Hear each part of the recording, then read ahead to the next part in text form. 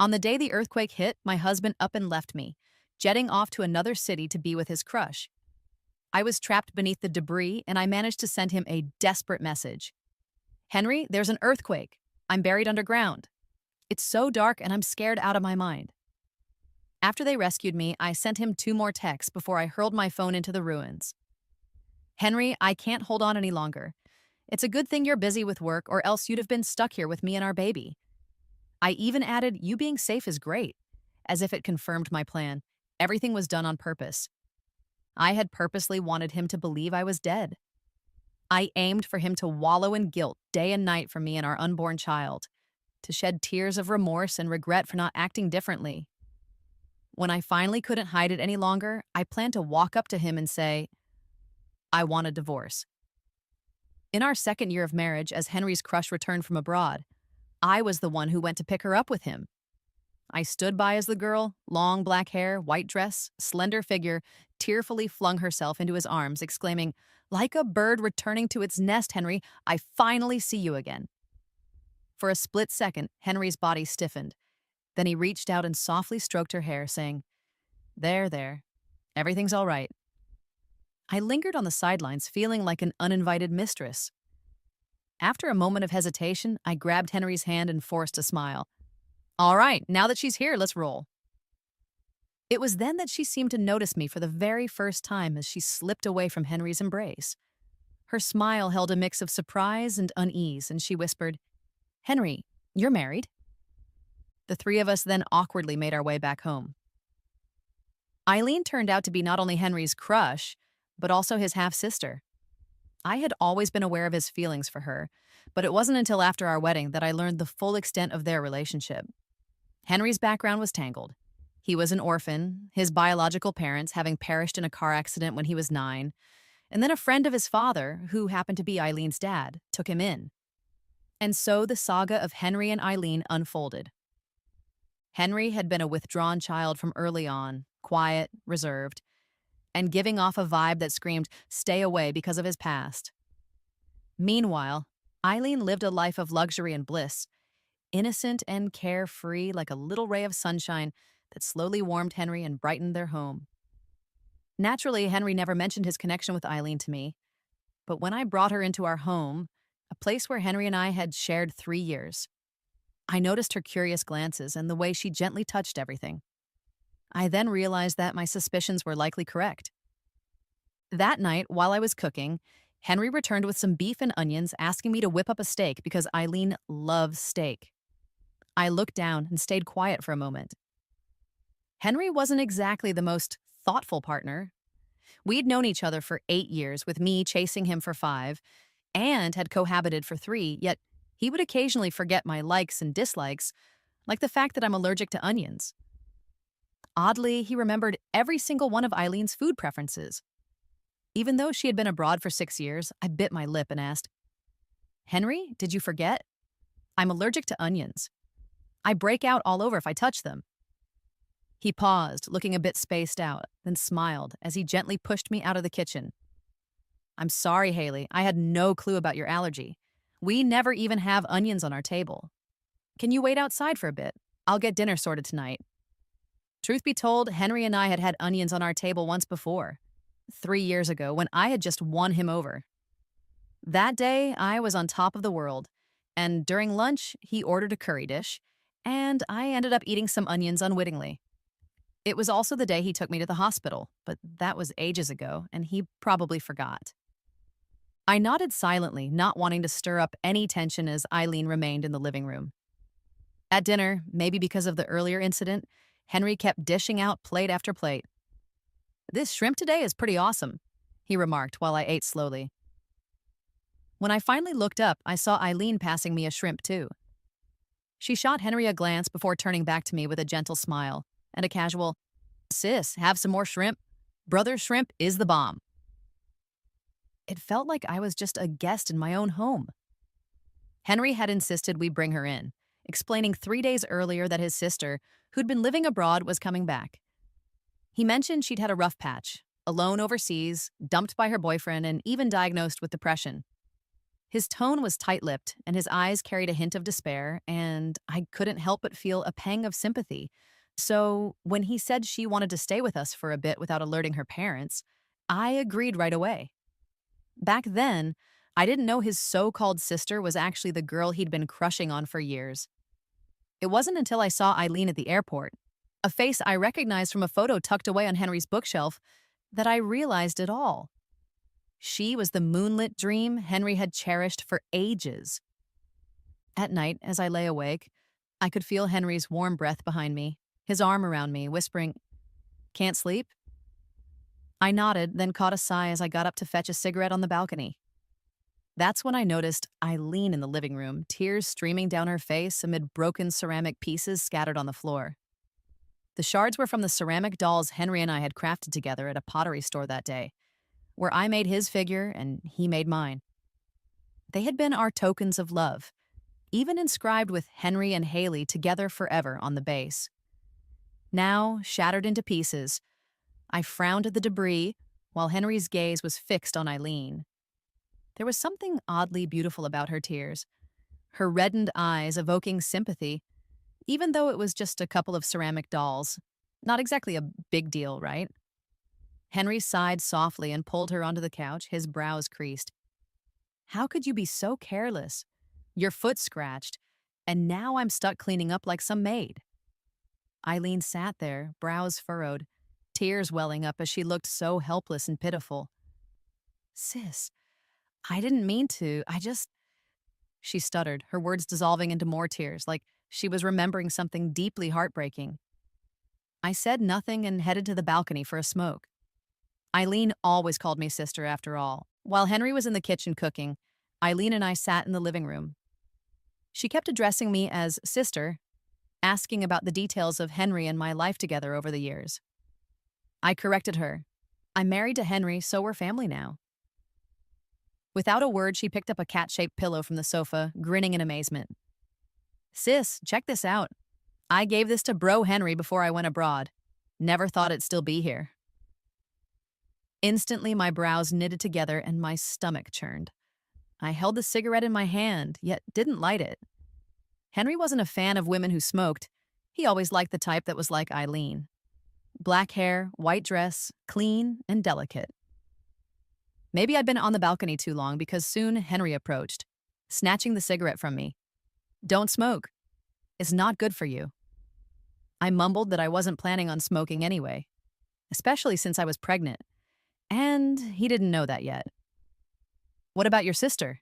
I asked, gesturing toward the room. "She's asleep in there," he replied. I pressed on. "Don't you think she needs some company?"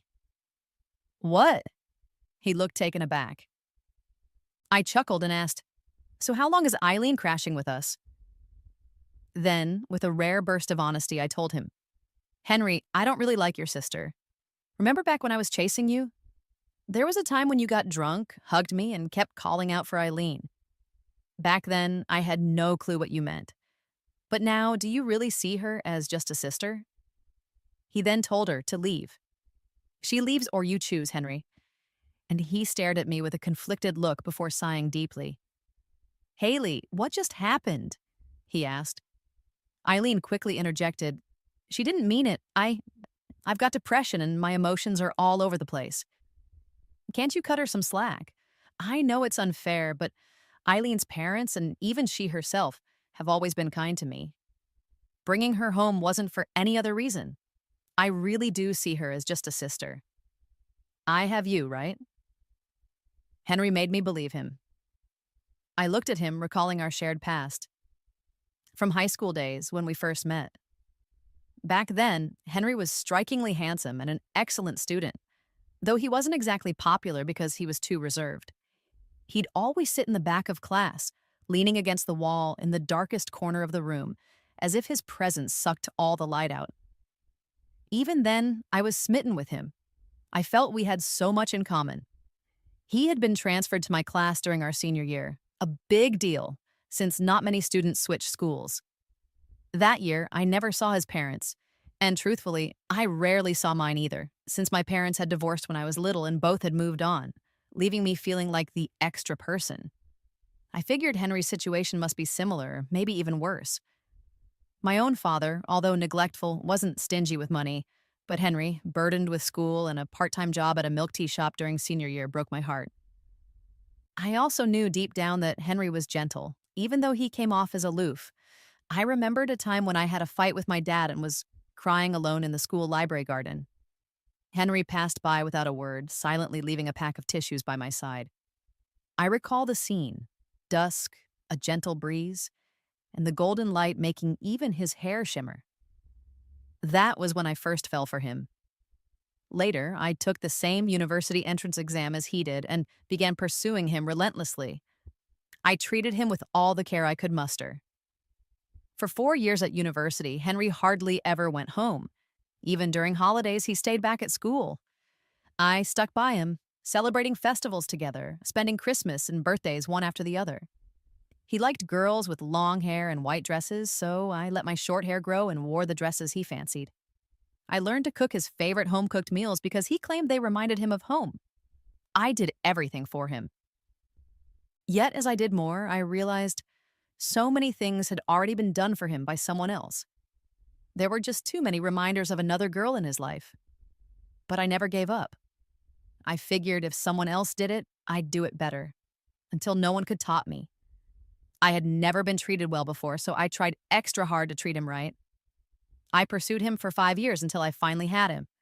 But now, that girl was back. Even if you promise me you only see her as a sister, what about Eileen? Are you sure there aren't any other feelings there? After a long silence, he finally said, "No, it's over." Henry assured me that he only saw Eileen as a younger sister, even mentioning that he'd shown her some apartments, and that once she felt better and he found the right place, she'd be moved out. I couldn't bear to let him go.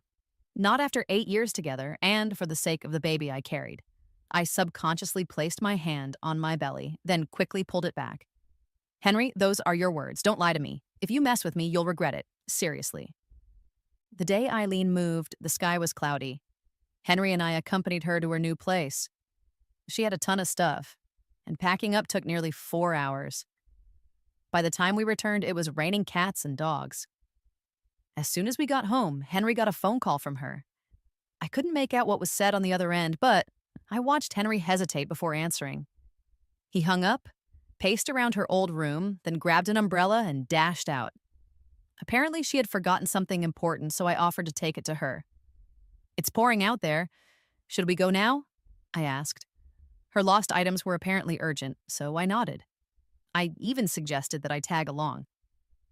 Henry looked at me, smiled, pulled me into a hug, and kissed my cheek. "Don't worry, I'll be back as soon as I drop these off." Even though I wanted to accompany him, I didn't push the issue. After all, I was pregnant, and I couldn't be so stubborn. I settled on the couch for a long time, poured myself a glass of warm water, and waited for him. Eventually, I received a text. "Haley, it's super rainy now. I'll chill here until it calms down, and when I'm back, I'll bring that cake you love the most." I stared at that message for a while, then replied, "Okay then." I stood up and glanced through the small gap in Eileen's door. Her place wasn't fully locked, and I could see the warm light inside, but I didn't have the guts to push it open. The hallway was dim, and I could hear soft sobbing from within. Eileen was crying. I could make out her voice through the door, saying, "Henry, I miss you so much. Even all these years abroad, you were on my mind day and night. Don't you miss me?" My hand trembled on the door handle as I heard, "Eileen, you're drunk. Let me go. Stop messing around." Followed by the sound of a bottle clattering to the ground. Henry's voice firm, as if shoving her aside. "No, I'm not messing around. You were the one who said you liked me first, the one who wanted to be with me all the time. Do you still feel that way? You must still, right?" I pleaded. "Answer me." After a long waited pause, I finally heard his weary reply. "So what if I did? It's all in the past now." My heart plummeted in an instant. I froze, my body numb, but my heart pounding as if it wanted to burst right out. Then, all the background noise faded, leaving only a muffled groan, a sound I knew all too well from the past. Back in the day, I used to love kissing Henry's neck while he read, and he'd let out that same groan. But now it was Eileen kissing him. And what about Henry? How was he reacting? I slowly cracked the door open just a bit. In the gentle light hitting my face, I saw Henry's stunned expression clearly, but then in the next moment, he closed his eyes slowly. They were kissing in that warm glow. I couldn't take it anymore. I clamped my hand over my mouth and bolted out in a frantic rush. Maybe the noise made the two inside break apart because Henry soon followed me outside, calling, "Haley, come on, let me explain. Things ain't what you think." Back at home, Henry tried over and over to explain, but I had shut myself in the bedroom, feeling dizzy inside. Outside, he was there, pleading that it was all a misunderstanding, that Eileen was just drunk and emotionally unstable, and that he was only there to keep her company, trying to smooth things over. He said the kiss was a mistake, all because Eileen was wasted. "Haley, it's all in the past. I have you now," he insisted. That night, I slept alone, tossing and turning as I mulled everything over. The next morning, I left the room early and opened the door to find Henry standing there, looking as if he hadn't slept at all. Dark circles under his eyes and a bit of stubble on his chin gave him a cautious, almost fearful look, as if he were a dog afraid of upsetting its owner. I paused for a moment, then smiled and said, "I'm starving. I want that porridge you make. Can you whip up some for me?" Henry's puzzled look quickly turned into a smile, as he thought I'd finally come around and forgiven him. But I hadn't. I'd just given up hope. I spent that night thinking a lot. I've never been one to focus only on others' faults. In fact, I'm usually the one who cherishes the kindness others have shown me. When I think of Henry, I remember the time he sat by my bedside when I had a fever, cooling me down with a damp towel. I recall the day he proposed on the beach, under a sky full of stars, holding me close and kissing me.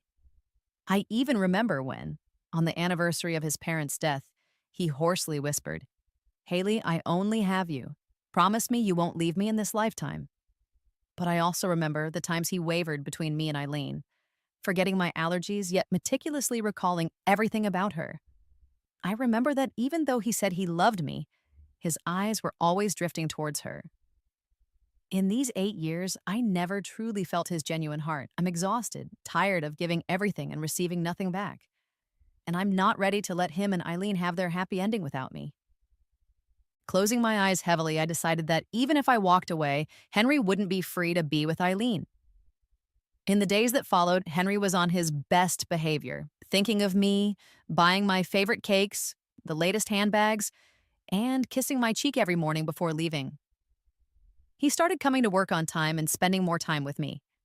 But then I saw on Eileen's social media that he was also buying her medicine, cooking for her, celebrating her birthday.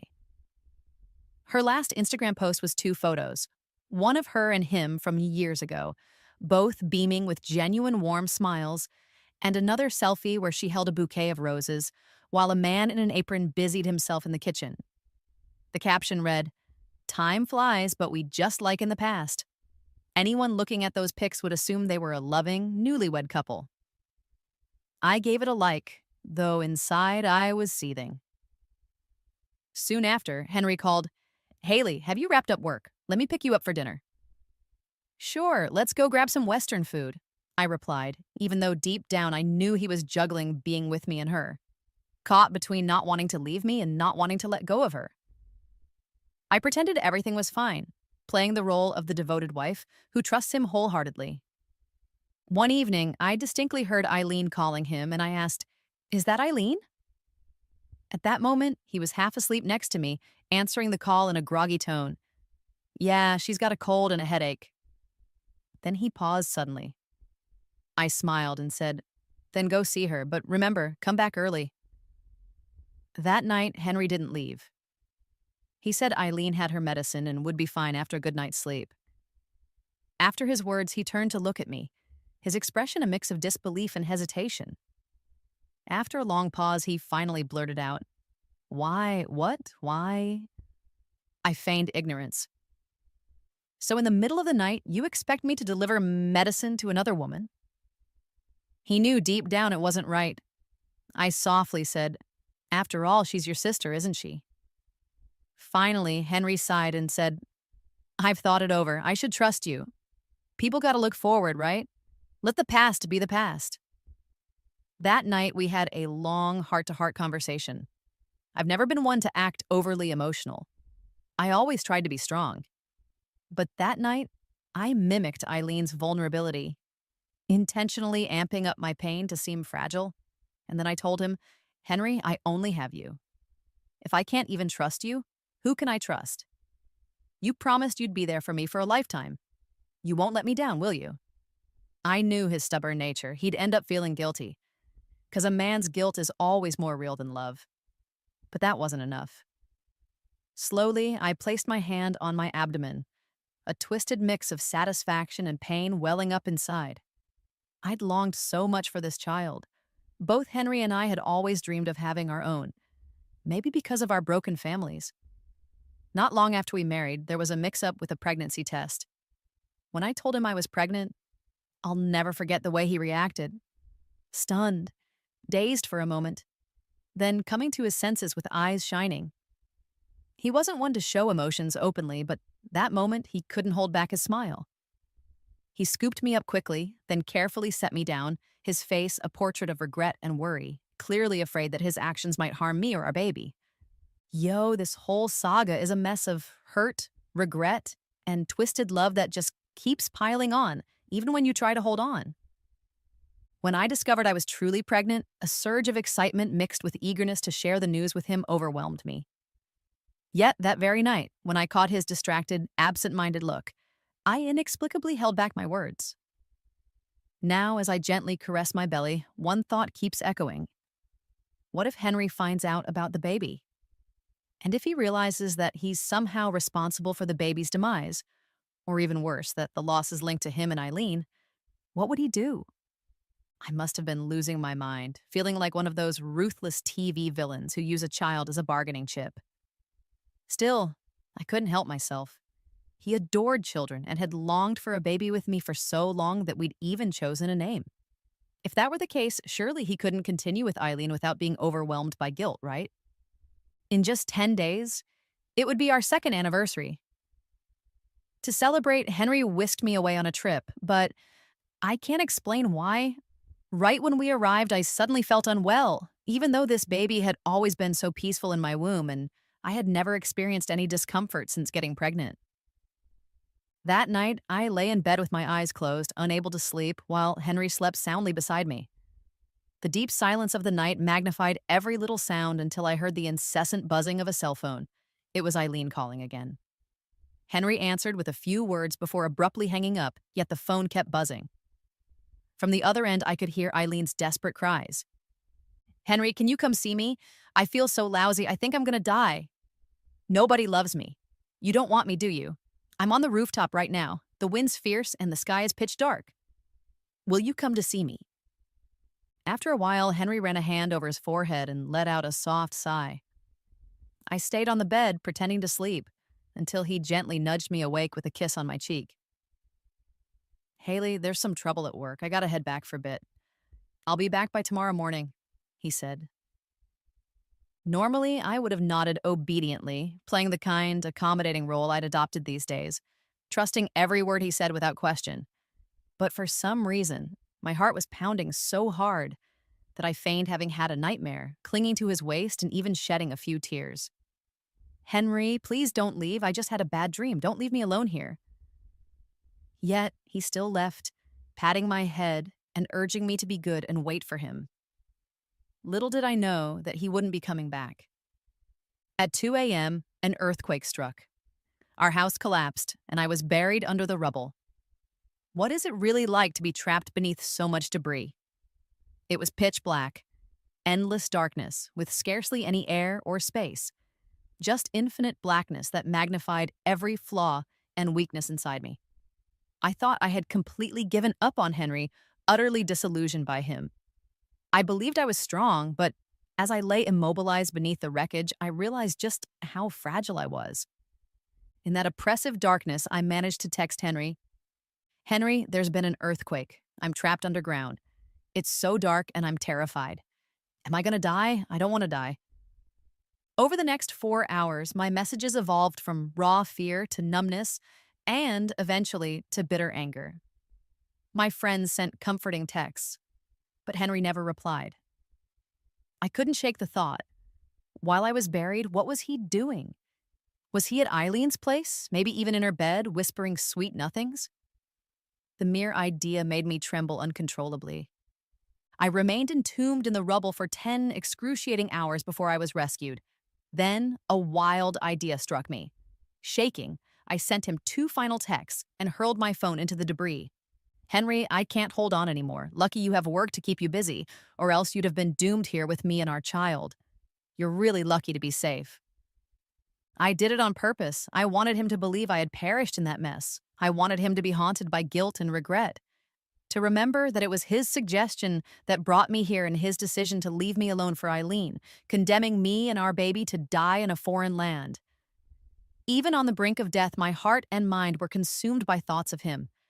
I wanted him tormented by memories and sleepless nights filled with guilt. By the time Henry finally received those messages, broad daylight had broken. The previous night, when he encountered Eileen on the rooftop, her silhouette nearly toppled by the fierce wind, she turned, looked at him, and offered a faint smile. Henry, you're back. Deep down, I knew he still kept me in his heart. Yet, seeing that scene, he felt a hint of weariness, though mostly it was pure heartache. That very night, Eileen clung to him, endlessly recounting her grievances. In that moment, he couldn't untangle his own feelings. Did he still love Eileen? It appeared not nearly as much, for he knew his heart belonged to Haley. 8 years together had made Haley not just a lover, but family. Although Eileen was the one who had initially pursued him, the one who first fell for him, over time he'd grown unable to leave Haley. As for Eileen, his feelings were reduced to mere reluctance and pity. She was his youthful flame, someone he never truly could embrace. In the past, everyone had been against them, and now he realized he should push her away, but he didn't. Instead, he patted her head and said, "Don't overthink it. Did you take your meds today? Any discomfort? I'll get you to a doctor." He convinced himself it was all okay. He was just taking care of a patient, his own sister in a way. Meanwhile, Haley remained blissfully unaware. She had loved him so deeply.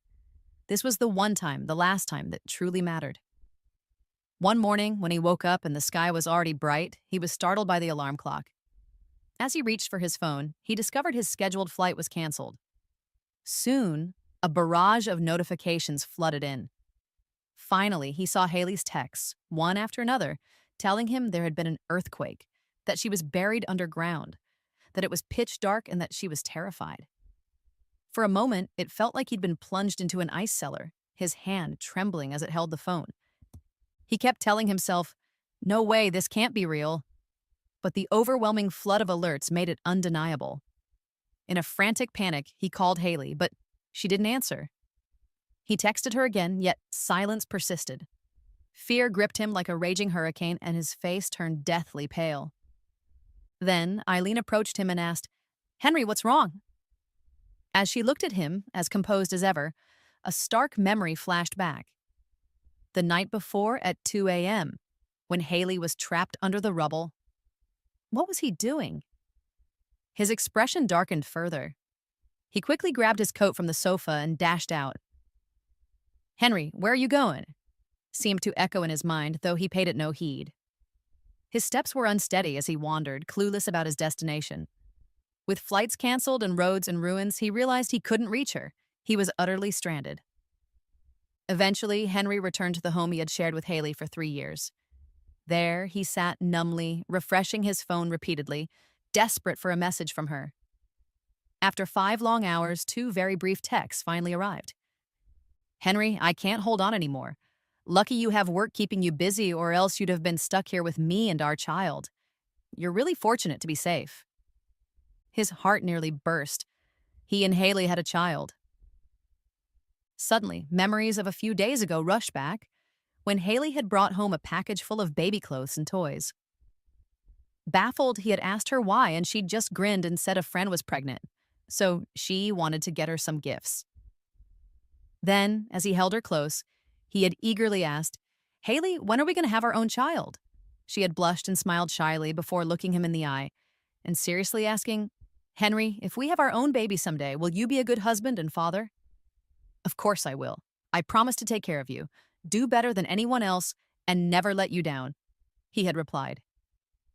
In that instant, a flood of memories came crashing over him. In a frantic search through our home, he discovered that every corner was filled with traces of Haley. On the fridge was a weekly meal plan, beautifully penned on a small chalkboard. In the closet, every piece of clothing was meticulously arranged. Even on his desk lay little cards with notes like, "It's been an hour of work, time for a break. Remember to drink water." How had he never noticed these details before? Why had he always taken them for granted? After searching for what felt like ages, he finally found in a drawer not only the baby clothes and toys, but also an old, thick sketchbook. He knew Haley loved to draw, yet he had no idea that she'd been secretly sketching portraits of him, capturing everything from their first meeting in high school, through the blossoming of their relationship, to falling in love and finally getting married. Every significant moment was recorded with her brush. The earliest drawing, weathered by time, showed him reading a book in a high school classroom with the caption, "The person I fell in love with at first sight." The second drawing depicted the beginning of their acquaintance, him discreetly handing a tissue packet to a tearful girl in a garden, with the note, "He really is a very gentle person." The third drawing left him momentarily puzzled, for he couldn't recall when he had looked that way. Only after reading the accompanying note did he realize it was from their first Chinese New Year celebration together. "It turns out someone like me has no home to return to. I really feel so sorry for him. From now on, I'll spend every Christmas with him. Even if he seems like he doesn't need my company, having someone by your side is always kind of better, right?" As he continued flipping through the sketchbook, he eventually came upon a portrait of the two of them together. Instead of human figures, it featured two exquisitely crafted ceramic dolls. Beside the drawing, she had written, "Our token of love. Even though you never admitted you liked me, we made ceramic dolls for each other, and you always smiled when you saw them. That counts as a kind of mutual understanding, right? I'll treasure these dolls. When we marry, have kids, and grow old, I'll pull them out, show them to our grandchildren, and tell them the story of their grandparents." Reading that, he drew a sharp breath and instinctively rushed to the living room in search of the ceramic dolls. But as he reached the display cabinet, the crushing realization hit him. The pair had already been shattered. His outstretched hand grasped at emptiness, and he eventually collapsed to the floor, sobbing uncontrollably. After the earthquake, that place remained closed for a full 7 days. During that time, Henry took numerous actions, sending countless messages, making endless phone calls, even reporting her missing to the police. He tried to reach everyone connected to her, but no one had any information. He even visited her parents, but they were just as clueless about what had happened. He simply couldn't accept that his Haley was gone. Every night, he locked himself away in his room, too terrified to step outside, as every nook of the house was steeped in memories of her. There were so many shared moments between them. She had loved him so deeply, and he had loved her too. But how had it all gone so wrong? By the 6th night, even the flowers by the bedside, left neglected, had begun to wither, and he too felt withered. He spent hours lying in bed, thumbing through the photo album she left behind and the messages she'd sent while trapped underground. He wondered what emotions had flooded her while she was buried. She had loved him with a fierce, burning intensity. And yet he had betrayed her, leaving her to face that darkness all alone. Being trapped in such isolation, she must have felt utterly hopeless and scared, right? And yet she somehow managed to say, "It's so good that you're okay." Shutting his eyes tightly, he let his hand creep up to his neck as he pondered what it must have felt like down there. So dark, gloomy, with barely any light or air. What would it be like not being able to breathe? Gradually, his grip tightened, as if mimicking that suffocating sensation. He opened his mouth in a futile gasp, like a fish gasping for air, but his hand did not relent. Then, in the next moment, he eased his grip. He couldn't die. He had to go find her. Even in death, they should be together in the same place. The next time I saw Henry was on the 7th day after the earthquake. That day, the roads had finally been cleared and flights resumed. I had hidden in a tent, watching him from afar as he clutched my photo, searching for me everywhere. He had already asked the person in charge, but there was no sign of me. How could there be?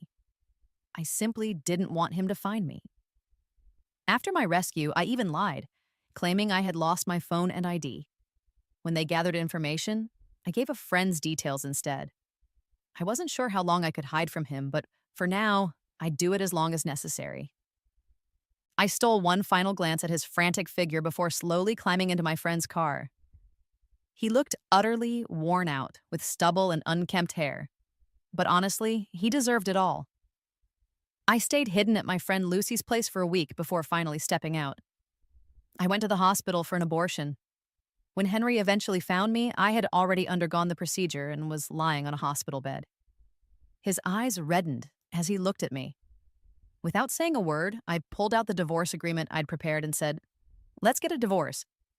Henry refused to sign. I then asked him, "Henry, what were you doing on the night of the earthquake at 2:30 a.m. when I was trapped under the rubble? I know everything. Sign it. You don't deserve my true feelings at all." For a moment, he was stunned, his face as pale as paper, yet he still wouldn't sign. Perhaps he realized that the love between us had withered away and that there was no baby anymore. This flimsy piece of paper, the marriage certificate with our two names, was all that connected us now. He forced a weak smile, though his body trembled. Then Henry pleaded, "Haley, let's go home. You've just had the operation. Let me take care of you." But Lucy, my friend who had picked me up after the earthquake and at whose house I'd been staying, pushed him away. "Do you have any shame at all?" she shouted. "Haley made it crystal clear. Don't you know what you've done? How dare you even mention taking care of her when I'm the one who will take good care of Haley?" He begged again. "Haley, I know I was wrong. I'll change. Will you forgive me? Give me another chance?" I snapped back. "Another chance? I've already given you one. I trusted you completely. What about you?" He fell silent, then pulled out the album. Veins stood out on his hand as he gripped it tightly. After a moment of hesitation, he stammered, But Haley, you love me, right? No one will ever love me like you do.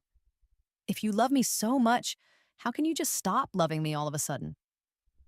I stared at him, my heart unmoved.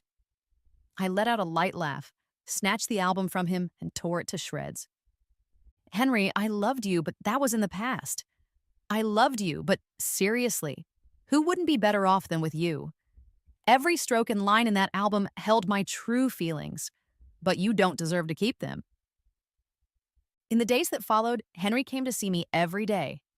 He'd bring soup he'd cooked and knock on Lucy's door, and every time, Lucy would dump the soup into the trash and send him on his way. A week later, Lucy had enough. She called the police to keep Henry away. After that, Henry waited for me at the community gate every single day for over half a month. During that time, he even quit his job, and Eileen was completely abandoned. Meanwhile, I never came down to see him. Then, on my birthday, half a month later, Henry called. He had bought a birthday cake for me and was hoping I'd come see him. Over the phone, he promised he'd wait until I came over, but I said nothing and just hung up. I still didn't go to see him. That night, as rain poured down, I eventually went to sleep. Early the next morning, I received a call from Eileen. She told me that Henry had a high fever and was lying in the hospital, begging for me to come see him.